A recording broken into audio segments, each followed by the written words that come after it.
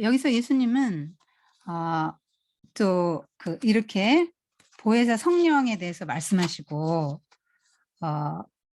내가 너에게 평안을 주는데 세상이 주는 평안과 같지 않다. 그러니까 왜 그러냐면 세상이 주는 평안과 다른 거는 예수님이 우리 안에 내주하시고 어 구원해 주셨기 때문에 어떤 뭐 구원, 빛, 진리, 영생을 소유한 데서 오는 그런 평안이라는 것이죠. 그래서 근심하지 말고 두려워하지 마라. 아 다시 올 거야. 너희가 나를 사랑한다면 오히려 내가 아버지께 하는 걸 기뻐할 걸. 아버지는 나보다 크시다. 뭐 이렇게 쭉 얘기하십니다. 그러면서 서로 사랑하라 하는 새 계명을 주십니다. 서로 사랑하라는 계명을 주시는데요. 이거는 뭐냐면 자기 친구를 위해서 자기 목숨을 내놓는 것보다 더 큰 사랑을 할 수 없다. 그러니까 친구를 위해 자기 목숨을 내놓는 것이 가장 고상한 사랑의 형태다라고 예수님 말씀하시는 거예요. 그러니까 제자 공동체의 마지막 남기신 가르침이거든요. 나는 참포도나무 내 아버지는 농부시다 하면서 서로 사랑하라 이 말씀을 하셨습니다. 그리고 친구라고 하셨거든요. 그러니까 서로 사랑하는 것이 아버지가 나를 사랑한 것처럼 너희들이 서로 사랑하는 것이 어 하나님 나라가 이 땅에 유지되는 거죠. 예수님의 가르침이 계속 지속적으로 살아남고 존속되는 길이라는 거죠. 그래서 레위기에서 말하는 옛 계명은 뭡니까? 내 이웃을 내 몸같이 사랑하라잖아요. 그러니까 내 자기 사랑이 기준이고요. 새 계명은 뭐냐면 내가 너희를 사랑한 것 같이 너희도 서로 사랑하라는 거예요. 그러니까 예수님이 제자들을 얼마나 사랑했는가가 기준이 되는 거예요. 그렇게 사랑하라는 거예요. 그래서 예수님이 얼마나큼 사랑하셨습니까? 발 씻어줄 만큼 사랑하셨고 대신 죽을 만큼 사랑하셨으니까요. 그것이 참 사랑의 본질이니까 그렇게 사랑해야 된다라고 말씀하시는 것입니다. 우리는 가족을 사랑하면서 이런 거 경험할 수 있잖아요. 자식을 위해서 여러분 희생할 수 있지요. 뭐 어떻게 뭐 몸의 한 부분이라도 떼어줄 수 있지 않겠습니까? 자식이라면? 가족이라면 그럴 수 있겠죠. 모두가 인제 친족 공동체라면 사람들을 대할 때 그것이 인제 우리의 최종 지향점이 되는 거죠. 예수님이 그렇게까지 사랑하셨기 때문에 우리의 최고의 사랑의 지향점은 그렇게까지 사랑하는 걸 목적으로 삼고 목표로 삼고 사랑하기를 힘써야 된다는 것이죠. 왜 친구냐? 종은 주인의 일에 전모를 모르고 시키는 것만 하잖아요.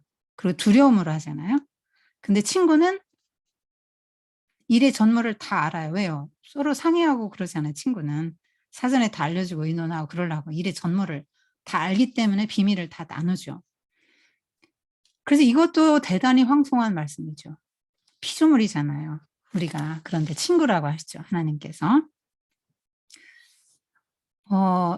예수님이 아버지께 들은 하나님 나라의 계획, 구원 계획을 친구들에게 다 말씀하신 거죠, 제자들에게. 그리고 공유하셨고요. 친구로 대우하셨고 이 인류의 구속에 하나님의 계획의 전모를 알고 너희들도 같이 공감하고 납득하고 동참해라. 아 그거를 인제 말씀하시는 거죠. 하나님이 아브라함도 벗이라고 하셨잖아요. 그러면서 아브라함에게 속속들이 얘기하셨죠? 400년 후에 뭐 내 후손이 어떻게 될 거고 뭐 이런 얘기 다 하셨고 소돔과 고모라 뭐 망할 거고 이런 거 다 알려 주셨잖아요. 그게 인제 하나님의 벗이기 때문에 그래요. 우리가 하나님의 벗인데 우리가 예수님의 벗이 될 수 있는데 어떻게 하면 벗인가? 하나님의 나라의 전모를 알려 주셨기 때문에 우리가 그걸 알고 거기에 동참을 하는데 예수님의 그 사랑의 정신을 가지고 동참하면 벗이 되는 거죠. 그 세족의 마음 또 대신 희생해 줄 수 있는 그 마음을 갖고 살아간다면 끝까지 사랑하고 죽도록 사랑한다니 사랑의 목표점 이거를 가지고 우리가 살아간다면 친구라는 거죠. 그러니까 이 제자들이 굉장히 인제 위치가 격상된 거예요, 친구로. 근데 친구라고 한다면 어 그 예수님이 보여주신 그 사랑에 상응하는 그 사랑을 우리도 예수님을 향해서도 할 수 있어야 되고 이웃을 위해서 할 수 있어야 된다는 거죠. 그래서 제자들도 사실은 다 예수님을 위해서 죽었잖아요. 어 그런 동일한 사랑을 하는 친구의 모습을 제자들이 인제 보여주었죠. 어 그 포도나무 담화를 한번 먼저 또 잠깐 보고 이어서 할게요. 음 목요일 밤에 겟세마네 동산으로 이동하는 중에 예수님께서 말씀하신 것일 수 있어요. 어 "나는 참 포도나무고 내 아버지는 농부인데 열매 맺지 못하는 가지는 아버지께서 다 자르시고 열매 맺는 가지는 더 많은 열매를 맺도록 깨끗하게 손질하신다. 너희는 내가 이른 말로 인해 이미 깨끗해졌다. 가지가 포도나무에 붙어 있지 않으면 열매를 맺지 못하는 것처럼 너희도 내 안에 있지 않으면 열매를 맺을 수 없다. 나는 포도나무에 너희는 가지다. 내게 붙어 있는 사람은 많은 열매를 맺고 나를 떠나서는 너희가 아무것도 할 수 없고 내 안에 있지 않으면 그는 쓸모없는 가지처럼 말라 사람들이 불 속에 태워버리고 너희가 열매를 많이 맺으면 내 제자가 되고 이것으로 아버지께서 영광을 받으실 것이다. 열매를 많이 맺으면 제자인 증명이 되는데요. 어 저희 남편이 이제 농사를 져서 포도를 심었거든요, 포도나무를. 이제 재미로 심은 거예요. 몇 그루 재미로 심었는데 이렇게 제대로 먹어 본 적은 없습니다. 3년 됐는데 다 벌새가 먹고 나눠주고 있습니다, 새들한테. 뭐 무슨 또 벌이 날라와서 또 다 빨아 먹습니다, 포도 되기 전에. 그런데 중요한 게 뭐냐면요. 포도는 어 마른 가지에선 안 나고 거기서 죽은 것 같은 가지에서 새 순이 나와요. 이게 새 순에서만 열매를 맺거든요. 근데 순이 나올 때 이렇게 쌍순으로 나오잖아요. 이게 쭉 하나만 가게 둬야 되거든요. 요거 다 떼어 버려야 돼요. 이거 아깝다고 놔두면 열매 못 맺어요. 그러니 가지도 잘라 주고요. 어느 작년에 맺었던 이제 마른 가지 끝을 잘라 줘야 되고요. 거기서 또 새싹이 나는데 거기서도 순 집어 준다고 하잖아요. 그런 걸 해 줘야 돼요. 하여튼 저는 남편을 보면서 하나님을 봐요. 농사를 지니까 새벽에 막 하여튼 껌껌한 데 나가요. 얼마나 부지런한지 모릅니다. 껌껌한 데 나가 가지고 그래서 인제 제가 쪼끔 남편보다 늦게 일어나서 이렇게 보면은 보면은 앉아서 풀 뽑아 주고 물 주고 거름 주고 그렇게 가꿉니다. 정성을 다해서 가꾸는데 야 하나님을 보는 것 같아요. 그리고 그거 다 그 뭐 순 집어 주는 거 다 합니다. 토마토 뭐 고추 이런 거 다 보면은 다 이렇게 할 수 있도록 자랄 수 있도록 얼마나 보살펴 주고 일일이 그걸 하는지 몰라요. 벌레 잡아 주고 막 때로는 또 약도 치고 그렇게 합니다. 잡초 굉장히 무성해요. 잡초와의 전쟁입니다. 아 "잡초는 없다." 윤구병 씨가 그런 책을 썼는데 잡초 있습니다. 아주 힘듭니다. 그게 인제 농부의 하는 일인데 하나님이 우리들에게 그렇게 하시는 거죠. 자 이스라엘에서 이스라엘 백성 이집트에서 이스라엘 백성 이렇게 유대 이렇게 이스라엘 민족을 꺼내다 한 포도나무를 꺼내다가 가나안 땅에 심었죠. 약속의 땅에 심은 거죠. 그래서 기대한 그 포도 열매가 뭐냐면 공평과 정의예요. 공평과 정의를 기대하고 하나님 나라를 거기다 이제 이루라고 했는데 이스라엘 백성이 여기서 실패하죠. 그래서 예수님이 이렇게 말씀하십니다.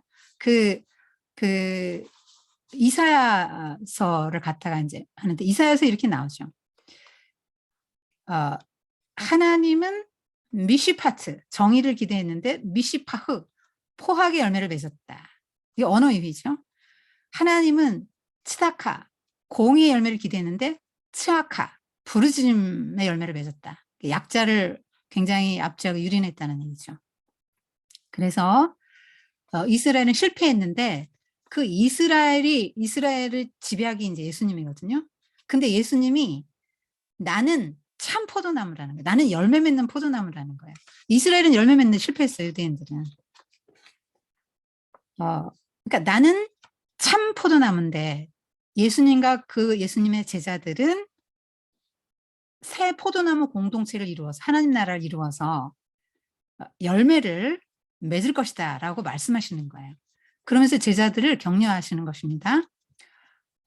열매 맺지 못하는 가지는 하나님이 전정 가위를 들고 자르신다는 거예요. 누구를 잘라냈죠? 유다 잘라냈잖아요.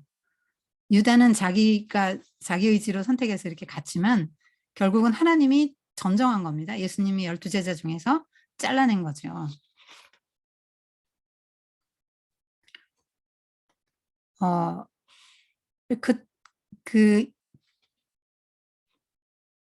그러면서 예수님이 붙어 있으라 이렇게 계속 말씀하시는 거예요. 내가 줄기니까. 줄기니까 가지는 나한테 붙어 있기만 하면 딱 붙어 있으면 열매 맺을 거야. 포도나무 공동체, 하나님의 나라, 예수님과 12제자들이 11제자죠. 새롭게 일어나라 하나님의 나라죠. 딱 붙어 있으라고 자꾸 말씀하시는 거예요. 왜냐하면 그때 분위기가 베드로가 뭐라고 그랬어요? 다 줄을 버릴지라도 나는 줄을 버리지 않겠습니다. 이렇게 말한 얘기는 다 버릴 그 분위기였다는 거예요.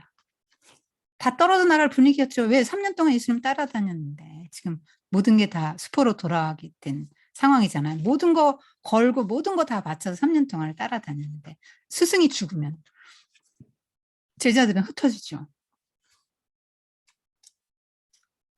그래서 줄을 다 버릴 분위기 예수님이 계속 붙어 있으라고 하는 거예요. 붙어 있으면 열매 맺는다.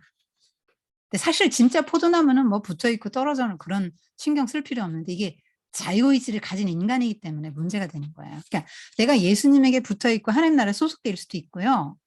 또 내가 세상의 나무, 세상의 나무. 그래서 세상에 이렇게 그 가지를 거기다 이제 뻗을 수 있는 거죠. 거기에 붙어 있을 수 있는 거예요. 그래서 세상의 진액을 계속 빨아먹어요.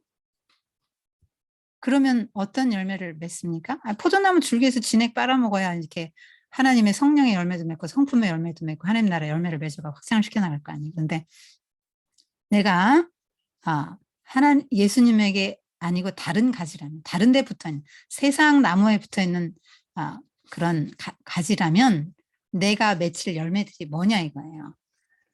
그 갈라디아서 5장 19절에서 21절이 나오잖아요.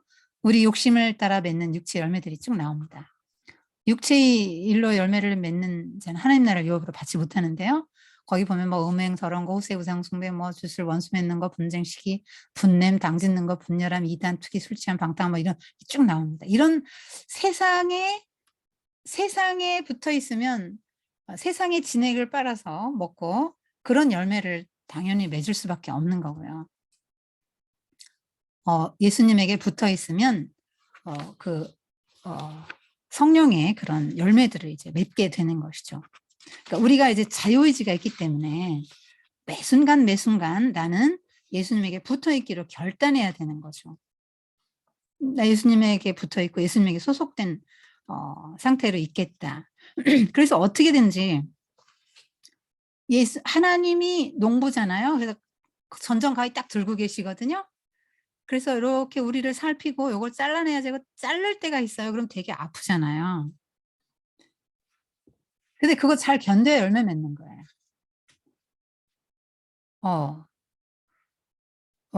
그러니까 열매를 못 맺게 하는 아까 말했잖아요.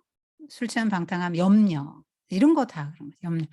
뭐 하여튼 우리가 열매를 맺지 못하게 한 하나님 나라의 열매를 맺지 못하게 하는 그런 다양한 것들 뭐 나쁜 습관이라든가 뭐 태도나 뭐 관계라든가 하여튼 하여튼 뭐 그런 뭐 성품이라든가 이런 것들을 이렇게 그 적절한 때에 하나님이 탁탁 전정 가이드로 잘라 주십니다. 근데 아파도 잘 참아야 돼요. 왜냐하면 하나님의 계획이 있기 때문에. 그리고 예수님 우리가 하나님이 우리를 전정 가위질할 때는 하나님이 우리를 가장 잘 관심을 갖고 보살피실 때고요. 가까이 왔을 때고요. 친밀하게 사랑해 줄 때입니다. 그래서 잘 견뎌야 돼요. 잘라낼 때. 그래서 성장하고 열매를 좀 풍성하게 맺어야죠. 그러면 포도나무는 목재로 쓸 수 없다 그랬죠. 장식품도 안 된다 그랬죠. 오로지 열매로 인제 효부를 보는 건데요. 이스라엘이 포도나무고 우리가 포도나무예요. 그래서 우리가 주님에게 붙어 있으면 포도 열매를 맺는데 또 가지도 잘라 주고 하니까 포도나무를 실하게 열매를 이제 맺는데 그 포도 열매 갖고 뭐 하죠? 포도주 만들죠. 포도즙도 만들고 포도주 만들죠. 그래서 이 예수님과 12 제자들이 맺을 포도 또 이들이 빚어낼 포도주는 온 세계를 기쁨으로 취하게 만들 수 있는 그런 예수님의 공동체죠.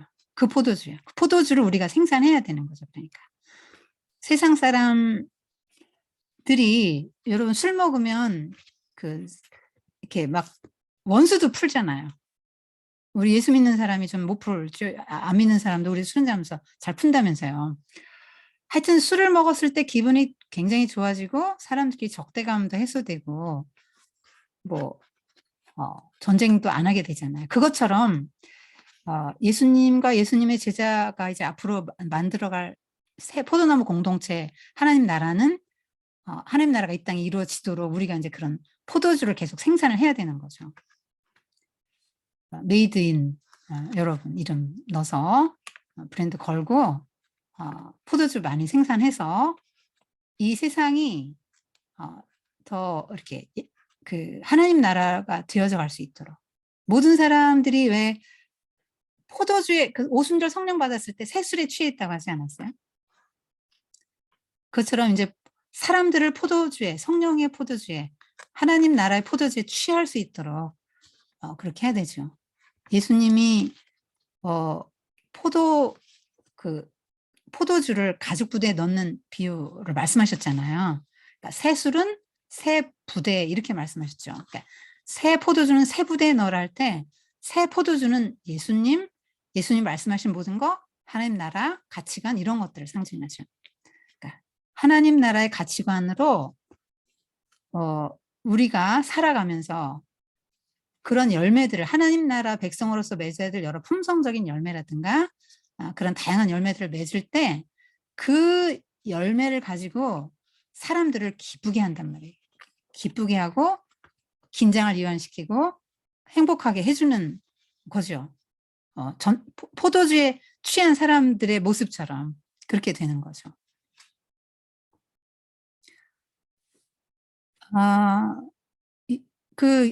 유대인들, 바리새인들, 뭐 종교 지도자들은 예수님에게 붙어 있지 않기 때문에 열매를 맺지 못합니다.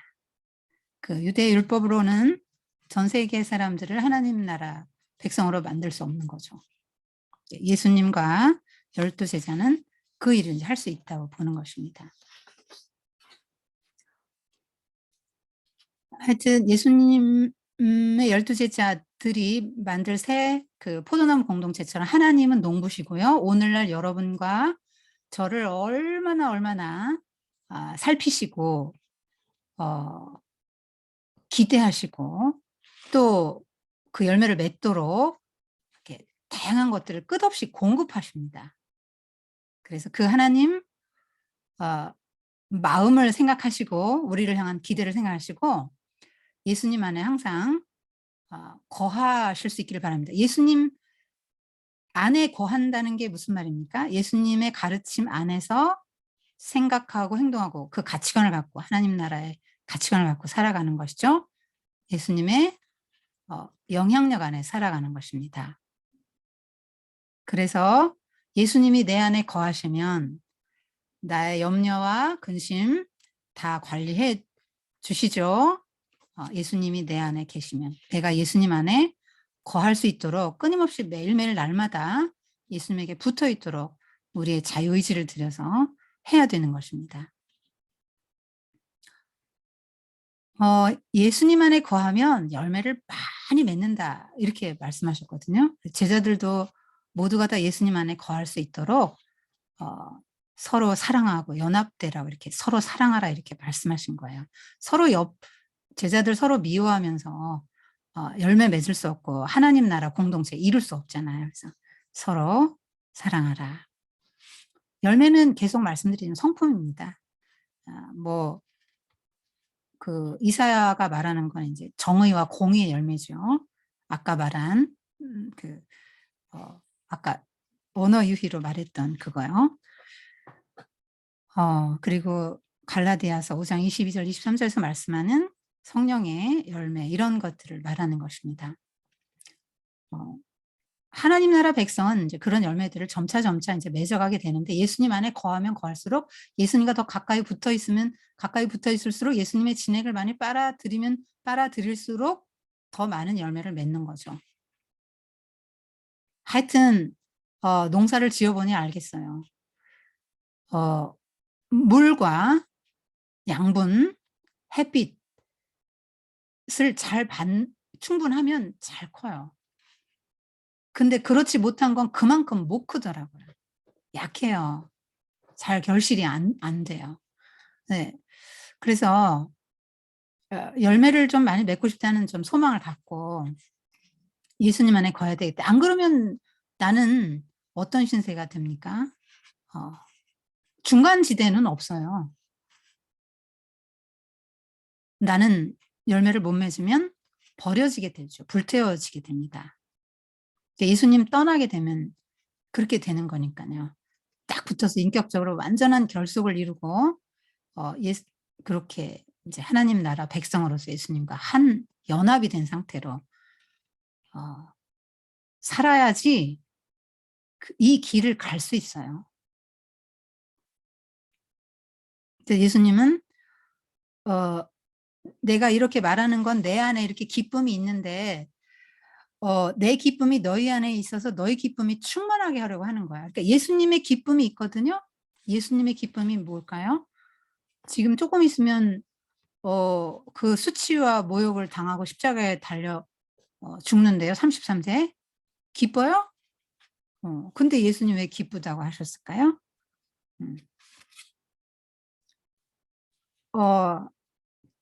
그 예수님이 말씀하시는 기쁨은 내가 하나님의 아들로 이 땅에 와서 정체성이 분명하죠. 내가 하나님의 아들로 이 땅에서 이 일을 해야 되는데 내가 하나님 명하신 이 일을 순종함으로 이 일을 감당하기로 결단하고 또 그 결단을 실행하고 있다는 사실 때문에 이제 기쁜 거죠. 그러니까 내가 지금 이 과정을 통해서 하나님으로 가기 때문에 그게 기쁜 거예요. 현실적으로는 너무 고통스럽고 불행한 거죠. 괴로운 일들이 남아있죠. 매 맞아야 되고요. 조롱 받아야 되고 채찍맞고 불법 재판 받고 또 뭐 십자가에 발가벗긴 채로 매달려야 되고 그런 것들이 남아 있는데 예수님은 내 안에 기쁨이 있는데 내가 이 포도나무 이야기 해주는 이유는 너희들에게도 그런 기쁨이 좀 있기를 원해서 그렇게 말해주는 거야. 이렇게 말씀하시는 겁니다. 그래서 나는 누구인가? 나 하나님 나라 백성인데 나는 누구 안에 있고 누구에게 붙어 있어야 되는가? 이제 그런 것들을 한번 좀 생각해 봐야 되겠습니다. 그리고 음, 예수님이 우리를 12제자를 세우시고 우리를 부르신 이유는 이렇게 말씀하셨거든요. 너희가 세상에 나가서 열매를 맺게 하려고. 그리고 그 열매가 항상 있게 하려고. 그러니까 뭐 한 번 맺고 마는 게 아니라 계속 그 열매를 맺도록 내가 너희를 불렀다. 그리고 두 번째로는 내 이름으로 무엇을 구하든지 그가 너희에게 주시도록. 그러니까 하나님의 나라를 위해서 구하는 거 하나님이 다 주시죠. 제자들이 구하는 건 결국은 예수님의 뜻, 하나님 나라 의를 구하는 거고, 예수님은 또 아버지의 뜻을 이루시는 거니까요. 이들이 구하는 건 곧 하나님 아버지의 뜻을 이루는 것이 되는 것이죠. 그래서 포도 열매를 많이 맺어서 다른 나무도 많은데 하필 포도니까 포도주, 그 이제 성령이 주시는 기쁨을 상징하는 거죠. 예수님이 십자가상에서 흘리신 옆구리에서 쏟으신 그 피, 그게 이제 새 언약의 피인데, 포도주가 바로 그 피의 그 메타포입니다. 그래서 요한이 그렇게 해석합니다. 포도나무 비유 이거를 왜 하셨는가? 십자가 죽음으로 열릴 성령 시대를 말씀하신 것이다. 그러니까 예수님이 십자가에서 옆구리를 찔러더니 물과 피를 쏟으셨다 이렇게 나왔잖아요. 근데 요한일서 5장 6절 7절에 보면 뭐라고 나오냐면 증언하는 이가 셋이니 성령과 물과 피라. 또한 이 셋은 합하여 하나이니라. 그러니까 예수님의 옆구리에서 나온 물과 피가 곧 복음의 새 포도주라는 거죠. 성령을 상징하는 거예요. 교회, 거기서 교회가 나온 겁니다. 그래서 예수님이 또 이런 말씀하셨죠. 이 잔은 내 피로 세우는 새 언약이니 곧 너희를 위하여 붓는 것이다. 성만찬 하실 때 최후의 만찬 성만찬 하시면서 이 말씀을 하셨거든요.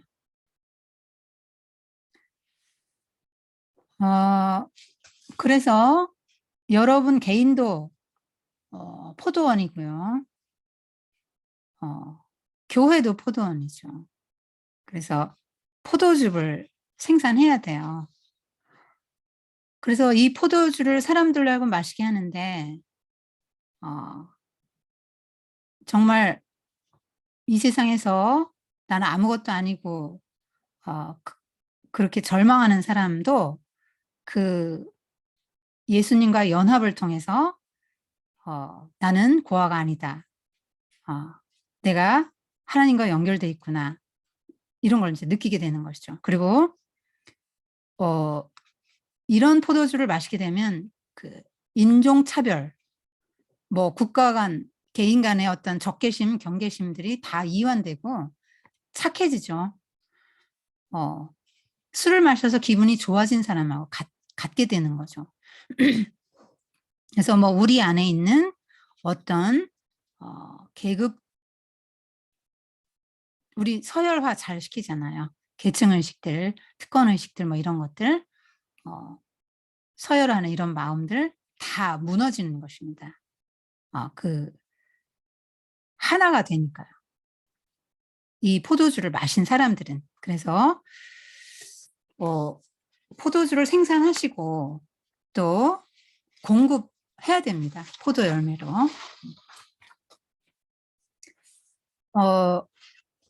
예수님께서 이어서 계속 말씀을 해주시는데 이게 예수님이 마지막 말씀이잖아요. 그래서 좀 중요하다는 생각이 좀 들었어요. 보혜사역에 대해서 계속 말씀하고 계십니다. 내가 이런 말을 하는 거는 너희 믿음이 흔들리지 않게 하려는 것이다. 하고 이렇게 쭉 말씀하십니다. 세상이 너희를 미워할 텐데 너희를 미워했다기보다도 너희보다 나를 미워했기 때문에 그렇다. 그러니까 너희가 세상에 속해 있지 않기 때문에 너희가 미움을 받게 될 것이다. 이렇게 말합니다.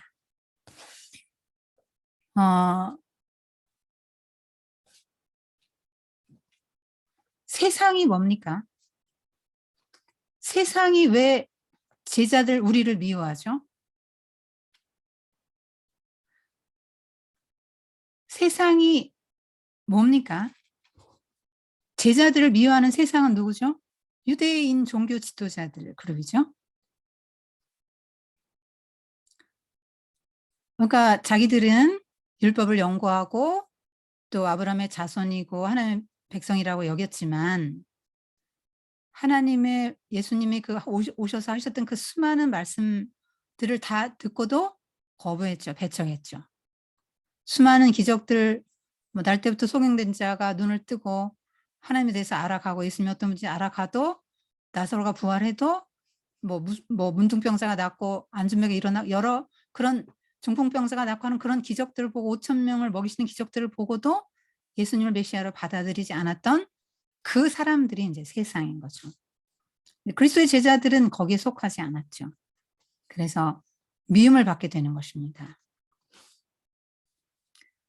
같은 과가 아니니까 대적하고 싫어하는 것이죠. 그래서 이들은 혹시 출교를 당할 수도 있는 거예요.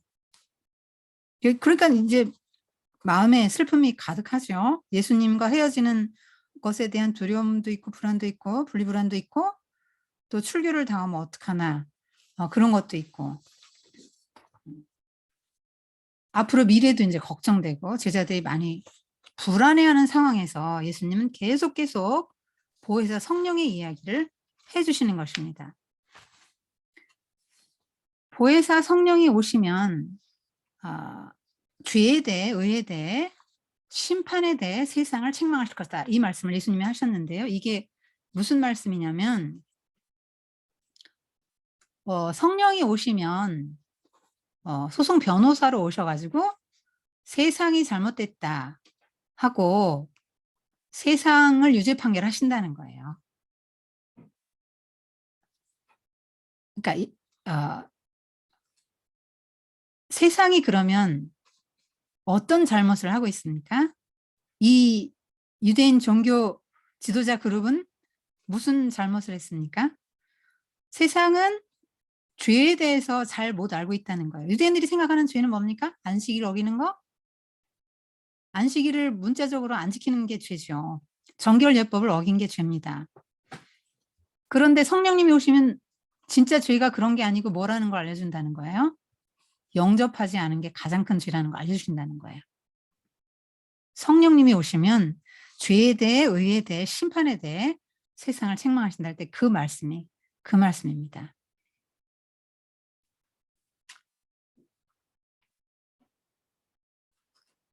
세상은 죄 아래 있죠. 하나님 예수님을 거부하고요. 하나님의 길보다 자기의 길을 갔던 사람들이죠. 유대인 종교 지도자들은 하나님의 본심은 아랑곳하지 않고 그들이 자기들이 정한 인본주의죠. 자기들이 정한 그런 것들을 지키는 것이 구원이라고 생각했고 그것을 어기면 죄라고 생각했습니다. 그래서 가장 큰 죄는 예수님을 영접하지 않은 거고 하나님 나라의 가치관 예수님이 3년 동안 내내 설교하셨는데 그것을 듣고도 배척하고 그 하나님 나라의 가치관과 세계관을 받아들이지 않은 것이 가장 진짜 죄라는 거죠. 그다음에 세상이 의에 대해서 잘못 알고 있다는 거죠. 그래서 책망받는다는 거예요. 세상 유죄, 너희들은 의에 대해서 잘 모르고 오해하고 있다 하고 세상 유죄 판결을 성령님이 내려주신다는 거죠. 이거는 성령님이 오시면 이렇게 깨닫게 된다는 얘기야. 성령님이 오시기 전에 이거 못 깨달아요. 내 죄가 십계명 어긴 게 나는 죄야 이렇게 생각할 수밖에 없다는 거죠. 예수님을 영접하지 않는 게 제일 큰 죄. 이거는 성령님이 오신 후에야 생각할 수 있는 거고 의에 대해서도 오해하는 거죠. 자, 유대인들은 예수님을 못 박아 죽이는 게 의를 실현하는 거라고 생각했죠. 여러분 사도 바울 생각하면 간단합니다. 그게 의라고 생각했어요. 그런데 나중에 계시의 빛이 다메섹 도성에서 비치자 예수님을 영접하지 않은 게 큰 죄고 정말로 예수님은 죄가 있어서 죽은 게 아니고 뭐 이런 거, 이스라엘의 죄를 대신해서 저주받으셔서 죽으신 거다 이런 거 한순간에 깨닫잖아요. 성령님이 임하실 때 하나님의 영이, 그리스도의 영이 임하자 한순간에 깨닫습니다. 그리고 의가 뭔지도 깨닫게 되잖아요. 예수님이 십자가를 지고 죽는 게 의를 성취하는, 하나님의 공의를 성취하고 모든 인류를 의롭게 만드는 길이죠, 그것이. 그런데 유대 종교 지도자들은 그렇게 생각을 안 했어요. 그 의가 뭐냐? 율법과 시행세칙까지도 다 지키는 게 의다. 그래서 그 의를 실천하기 위해서 저 율법을 어기는 예수를 못 박는 것이 이제 의죠. 그리고 그러니까 예수님이 죄인으로 몰아갔단 말이죠. 예수님이 죄인이다. 그런데 성령님이 오시면 예수님은 죄인이 아니고 의인이다. 하나님의 어떤 의를 어겨서 벌 받은 게 아니고 스스로 받아들인 것이다. 대속의 제물로 스스로 죽으신 것이다.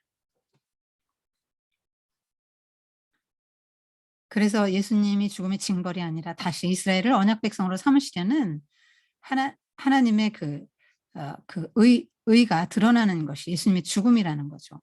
그런 거를 깨닫게 된다는 거예요. 성령님이 오셔서 깨닫게 해주신다는 거예요. 여러분, 예수님이 죄인입니까? 유대 종교 지도자들이 죄인이죠. 그러니까 그들이 죄인이라는 것이 드러나게 되는 것입니다. 예수님은 의로우신 분이고, 하나님이 그렇게 이제 성령님을 보내시면 이렇게 예수님이 의인이다라는 것을 판결하시겠다는 거죠. 그리고 심판에 대해서도 세상은 오해를 하는데요. 예수님이 로마 총독 빌라도의 판결에 의해서 심판을 받았죠. 그런데 성령이 오시면 왜 무지하신 예수님, 진리신 예수님을 죄인으로 몰아가서 불의하게 재판하는가? 그 불의하게 재판한 그가 곧 세상 임금인데 그들이 심판 받았다는 걸 깨우쳐 주겠다는 거예요. 그러니까 그 유죄 선고를 내리겠다는 거죠. 그들이 세상의 통치자에게 유죄 판결을 내리시겠다는 거예요. 예수님이 심판받은 게 아니고 오히려 그들이 심판받는다라고 말씀하고 있는 것입니다.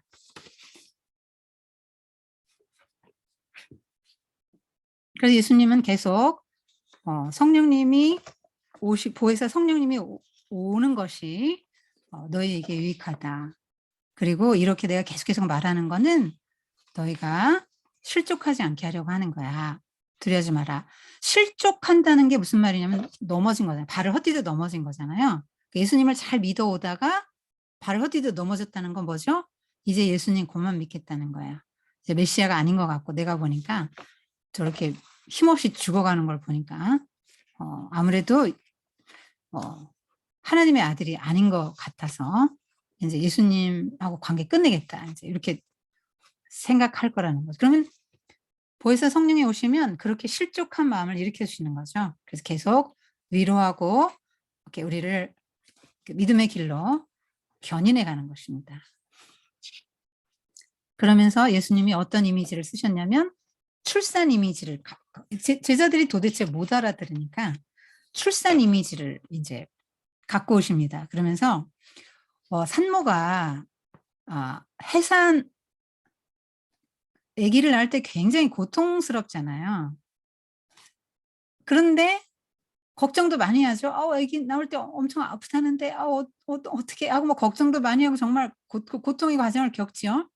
그런데 아기가 태어나면 그 기쁨 때문에 고통을 순식간에 잊는다. 예수님이 어떻게 남자인데 이걸 알았지?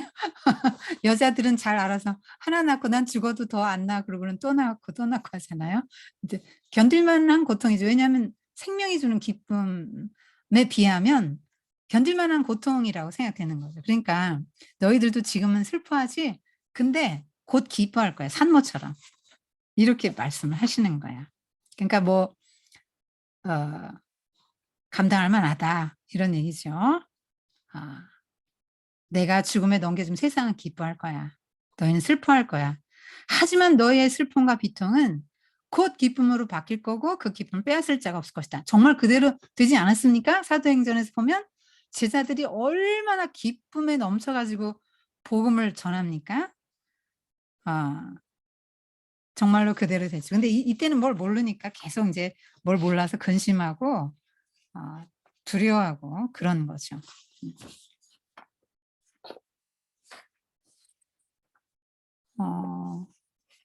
예수님이 그 포도나무 비유 15장에 하시고 16장에 요 해산의 비유 이런 거 얘기해 주시고 죄의 심판 요거 얘기해 주시고 그다음에 담대하라 내가 세상을 이겼다 이런 말씀도 해 주셨고요.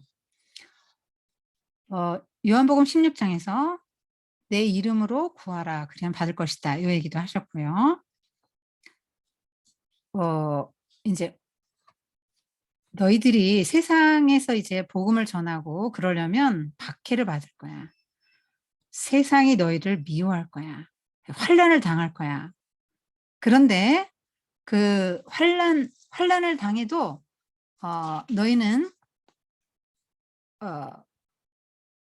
그 세상이 줄 수 없는 평화를 내가 너에게 주고 내가 이미 세상을 이겼기 때문에 너희는 환난을 당해도 염려하지 말라고 이렇게 말씀하시는 거예요.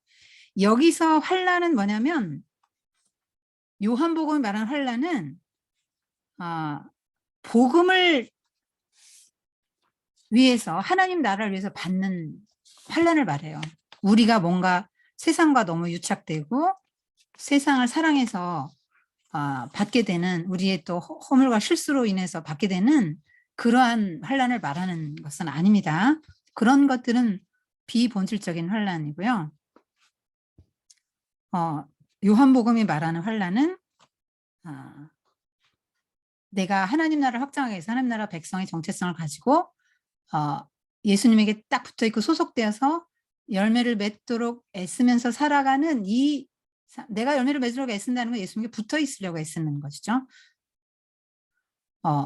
그러한 삶을 살다 보면 고난이 온단 말이에요. 환난이. 여러분이 예수를 믿는데 아무 환난이 없으면 수상한 거예요.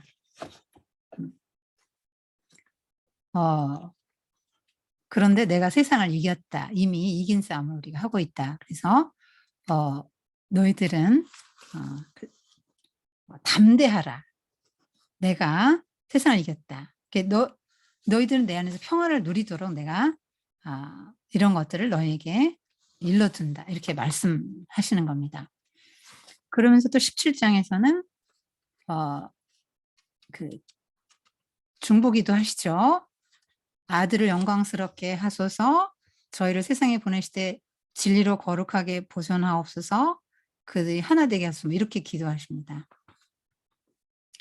그러니까 나를 영광스럽게 영화롭게 해주세요. 이런 기도는 왜냐하면 아들이 순종함으로 하나님 아버지를 영화롭게 할 수 있도록 나를 영화롭게 해주세요. 이 말은 내가 아버지께 순종을 100% 하고 순종의 극대치를 바치도록 도와주세요. 이 말입니다. 그래서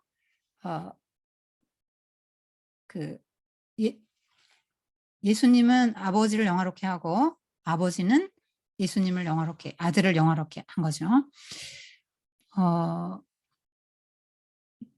그리고 제자들을 보호해 주시도록 기도하시는데요. 예수님이 이제 아버지께 가시니까 제자들이 남잖아요. 그래서 제자들은 이제 위험을 겪을 거고 환난을 겪을 거기 때문에 제자들을 보호해 주시도록 저희를 세상에 보내시되 진리로 거룩하게 보존하옵소서.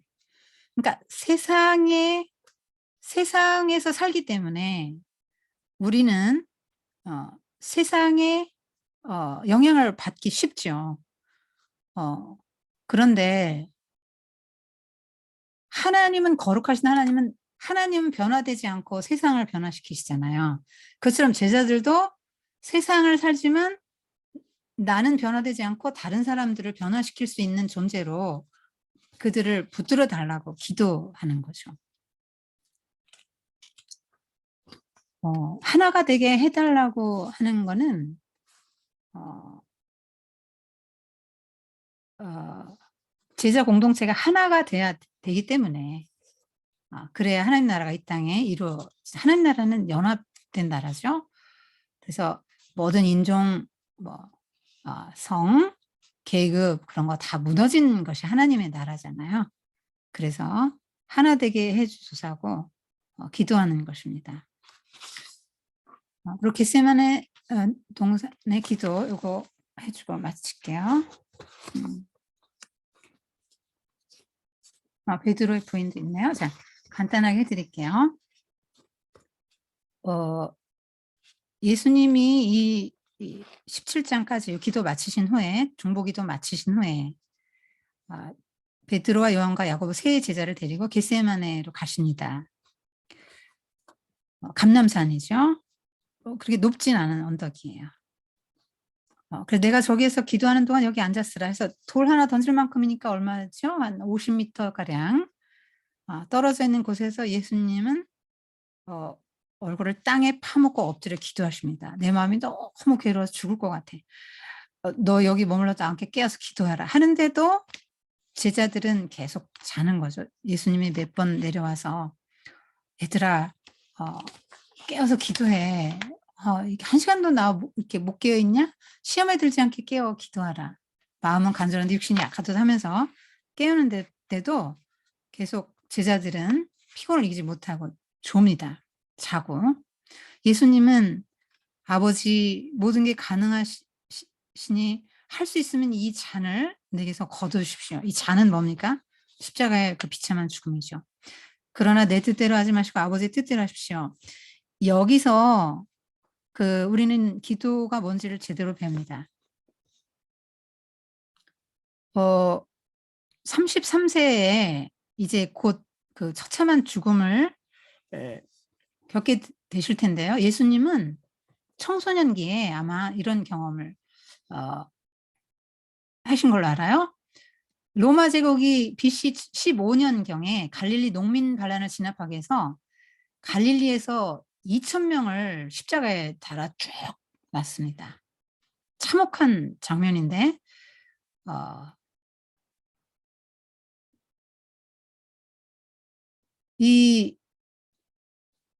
그래서 예수님은 십자가를 진다는 게 뭔지 이제 아는 거죠. 그 예수님도 굉장히 고통스러워 하신 거죠. 그리고 이거를 육체의 고통으로만 해석하시면 안 됩니다. 패션 오브 크라이스트 멜 깁슨 영화 있잖아요. 그것도 역시 예수님의 육체적인 고난에만 포커싱을 했기 때문에 복음의 본질적인 메시지를 충분히 전하고 있지 못하다는 이제 비판을 받았는데요. 예수님의 고뇌의 정점이 뭐겠습니까? 육신의 고통만이겠습니까? 순국 열사 애국지사들 보세요. 그런 사람들 나라를 위해서 죽잖아요. 담대하게 죽죠. 죽음을 두려워하지 않습니다. 나라를 위해서 죽는 애국 순국 열사들 한번 보십시오. 그러니까 예수님이 하나님의 아들이고 하나님의 나라를 위해서 자신의 사명이 뭔지도 알고 이 땅에 오셨고 죽음의 길을 스스로 선택해서 뚜벅뚜벅 걸어가시는데 그런데 죽음이 두려워서 이렇게까지 기도하시고 얘들아 같이 기도해. 그 죽음 자체가 두렵다기보다는 그 영적인 고통이 더 이제 큰 거죠. 죄가 되어서 예수님이 대신 죄를 지고 인류의 죄를 지고 죄가 되어서 예수님이 하나님과 단절되고 버려지는 그것에 대한 그 고통을 예수님이 느끼셨기 때문에 땀방울이 땅에 떨어지는 핏방울 같이 되었다. 모세 혈관이 다 터진 겁니다. 얼마나 고통스러웠으면 그렇게 된 겁니다. 그런데 예수님이 조금 있다 뭐라고 하십니까? 기도 계속 하시면서 이기십니다. 자기의 그 마음을 이기고 십자가 질 준비를 완전히 하시는 거예요, 기도를 가지고. 이 기도를 통해서. 그래서 내 뜻대로 하지 마시고 아버지의 뜻대로 해 주세요 하고 덮어 씌우는 겁니다. 나 죽지 않게 이 잔을 피하게 나를 구원하소서 했다가 하나님의 뜻, 아버지의 뜻으로 덮어 씌우는 게 이게 기도죠. 우리는 우리의 그 육신의 소원을 가지고 나가지 않아요. 하나님 앞에 기도하죠. 이렇게 해 주세요, 저렇게 해 주세요. 근데 기도를 계속 하다 보면 하나님의 뜻이 뭔지를 알게 되고 하나님의 뜻으로 나를 덮어 씌우게 되는 것이죠.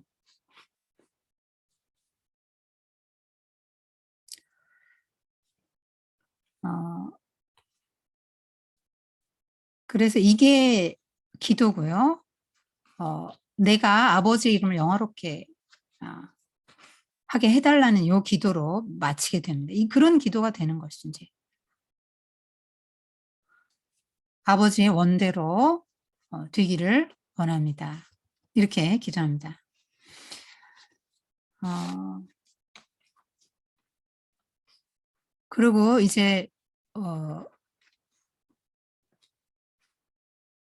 예수님이 체포당하는 장면인데요.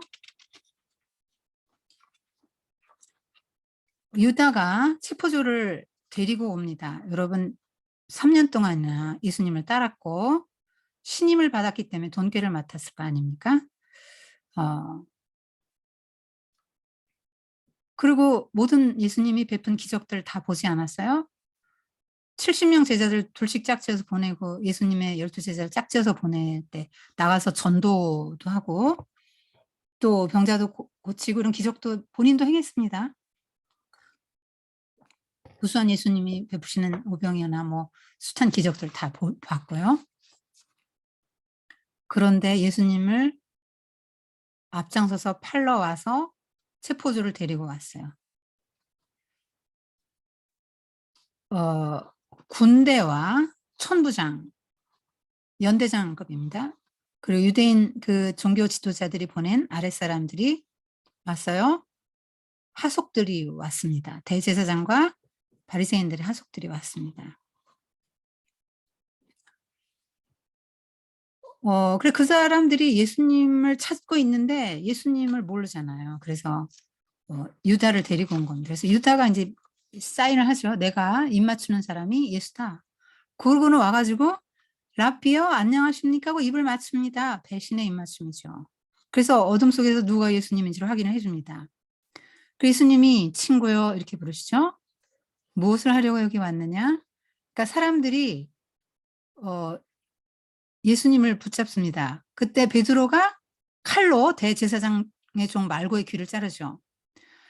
여러분 말고의 귀를 자르는 거 가지고 이게 하나님 나라가 오겠습니까? 그런데 베드로는 하나님 나라에 대한 이해가 아직 충분하지 않았던 거죠. 그 예수님이 "칼을 쓰는 자는 다 칼로 망한다. 칼집에 꽂아. 내가 아버지께 청하면 12 군단보다 더 많은 천사들을 보내줄 수 있는 걸 모르냐? 내가 그렇게 하면 성경에서 이런 일이 마땅히 일어나려고 말한 것이 어떻게 이루어지겠느냐? 아버지께서 내게 주신 잔을 내가 어찌 마시지 않겠느냐?" 이렇게 말씀하십니다. 그러니까 하나님의 나라는 그런 뭐 폭력으로 오는 게 아니고 평화 가운데 오는 나라거든요. 근데 이게 영적 전쟁인데 육적 대응을 한 겁니다. 베드로의 이런 거 가지고 하나님 나라가 올 수 없죠, 이런 걸 가지고. 이런 거 가지고 영적인 그런 모든 세력들을 이길 수 없는 것입니다.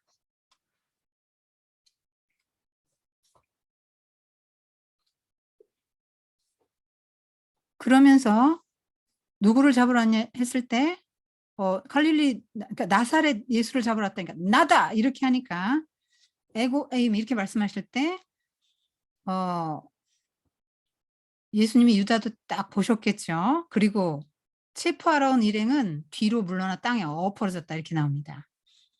너무 놀래가지고 내가 곧 죽을 사람이고 나 죽으러 가겠다 이 말씀 아닙니까? 나다 할 때는. 그리고 예수님이 나 찾지? 그러면 이 사람들은 가게 해라 하고 제자들을 보호하시고 보내십니다.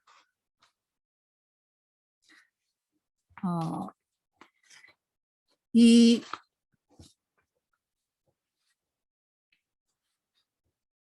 베드로가 이 기도를 하지 않았기 때문에 이뿐 아니라 이런 것도 실패잖아요. 베드로의 하나님 나라에 대한 이해가 불충분하고 예수님의 뜻을 잘 몰라서 또 이런 일을 했고요. 그다음에 부인하는 그런 그 중대한 일생일대 그 실수를 하는데 이게 다 기도에 실패했기 때문에 이런 어려움이 오게 되는 것입니다. 요한이라고 추정이 되는데요. 다른 제자는 그 예수님이 체포돼서 지금 안나스의 집으로 갑니다. 안나스의 사위 가야바가 현 대제사장인데 다 아들들하고 사위하고 다 돌아가면서 대제사장을 해먹었다 그랬잖아요. 그래서 안나스 집에 먼저 갔는데 그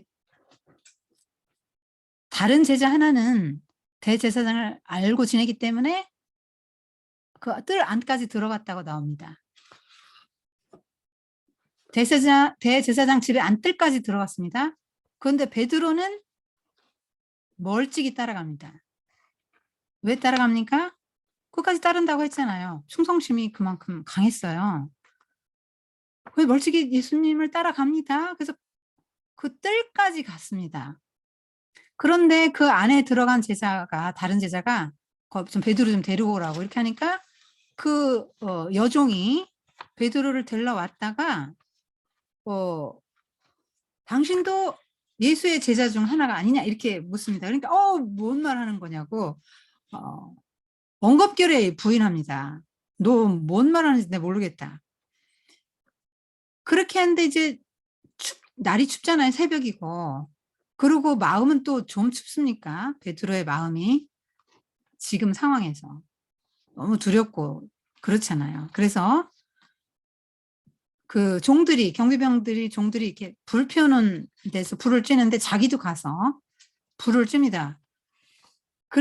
그것을 보고 어떤 사람이 또 베드로에게 당신도 예수의 제자 중 하나가 틀림없다. 나사렛 예수와 함께 있었다라고 말하니까 맹세코 그를 모른다고 이제 부인하죠. 그때 이제 말고의 친척이 베드로를 몰아세웁니다. 베드로는 이제 난 모른다. 난 모른다. 이렇게 맹세코 모른다 하는데 내 눈으로 똑똑히 봤다. 감람산에서 예수와 함께 있는 걸 내 눈으로 똑똑히 봤다. 그리고 네 말씨를 보니까 갈릴리 사투리 쓰는데 너 예수의 제자가 분명하다. 그렇게 할 때 베드로가 나는 아니야. 난 그 사람을 몰라. 그러고 맹세하고 저주하며 부인했습니다. 여러분 누구를 저주했겠습니까? 바로 그 순간 닭이 꽃게하고 그렇죠. 이거는 예수님이 예언하신 거예요. 모든 사람이 다 주를 버려도 나는 주를 절대로 버리지 않겠습니다. 주와 함께 옥에 갇힐지라도 뭐 이렇게 호언장담했거든요. 그때 예수님이 그래 내가 닭 올기 전에 나를 3번 부인할 거야. 이렇게 말씀하셨죠. 3번째 부인하는 순간 닭이 울었습니다. 베드로는 밖에 나가 통곡하면서 한없이 이제 울죠. 제가 독일에 가봤는데 교회 첨탑마다 닭이 있더라고요. 무슨 피레침처럼 그렇게 해놨어요.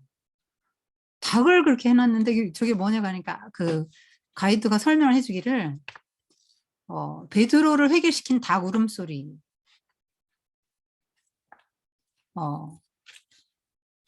그거를 기억하라고 해놨다는 거죠. 그렇게 얘기를 하더라고요.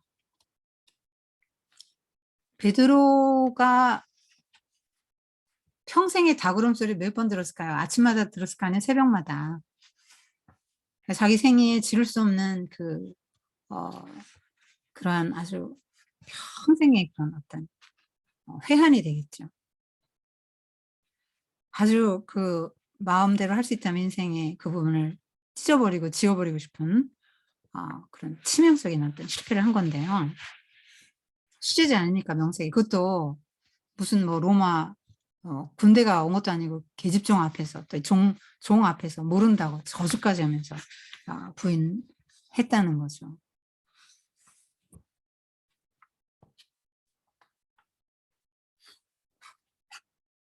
이거는 이제 기도에 실패한 데서 온 그런 거죠. 그러니까 시험에 들지 않게 깨어있어 기도하라 이렇게 말씀하셨잖아요. 예수님이 시험에 들지 않게 깨어 기도하라. 사탄이 밀가부를 타려고 너를 청구했으나 내가 내 믿음이 떨어지지 않기를 위하여 기도했다. 예수님도 이렇게 또 말씀하셨어요. 그런데요, 저는 여기서 또 이제 하나님의 은혜를 또 보게 돼요.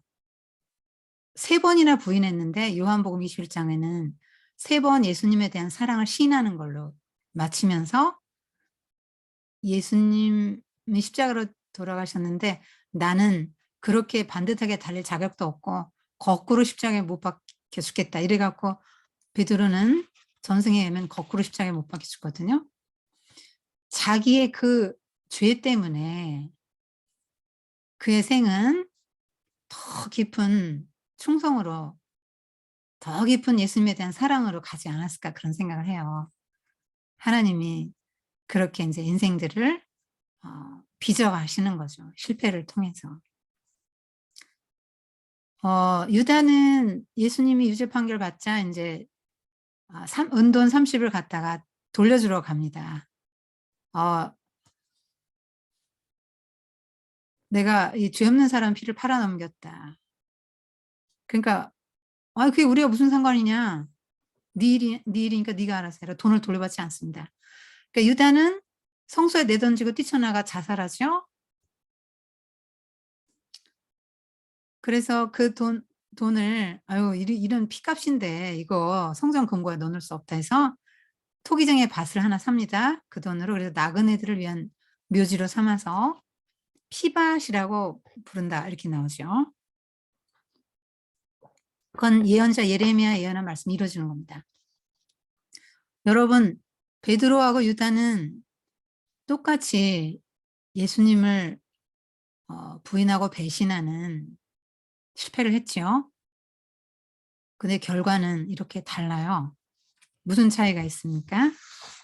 베드로는 철저하게 회개했고 유다는 철저한 회개에 이르지 못했기 때문에 자기 혐오로 간 거겠죠? 자기 파괴로 간 거예요. 그래서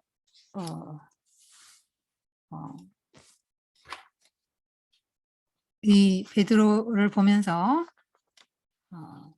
회개가 얼마나 중요한지 그리고 자신의 그런 허물과 실패를 통해서도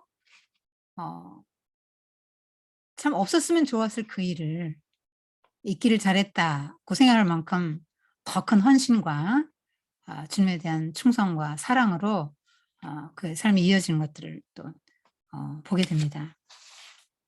오늘은 여기까지 하겠습니다. 기도할게요. 하나님 아버지, 예수님의 그 마지막 행보를 통해서 또 그 설교를 통해서